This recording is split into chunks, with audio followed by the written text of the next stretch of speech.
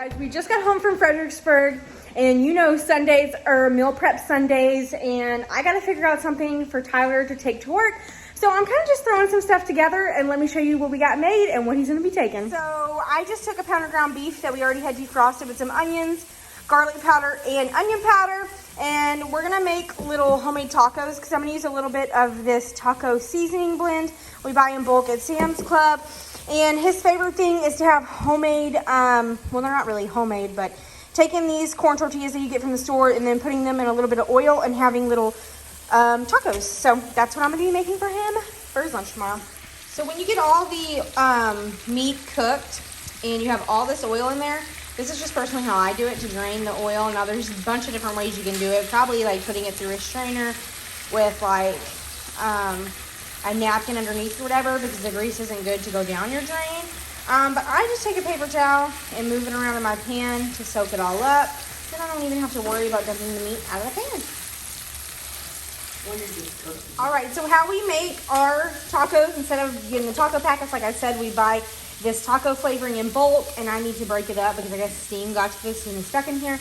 But we put the seasoning in the pan when all the grease is out, or most of it anyway, and then put a little bit of water in there, cover it with a lid, and let it steam so you get that taco meat-like consistency, just like the taco flavoring packets tell you to do. Consistency kind of looking like this before I put the lid on it for it to steam. So in this pan over here, I have it on medium heat, and I'm just putting a little bit of olive oil in the bottom, and I'm gonna want to let that heat up a little bit before I throw my tortillas in to crisp them up like tacos. Turn off our meat when it looks just like this. I know y'all probably know how to make taco meat, but I'm just saying, if you don't have the taco packets, perfect. Put one in like this. We're gonna let it get a little crispy on the bottom side so then we can flip it, or it's not too crispy to where it'll break. Use all my onion powder that fell out of my pan.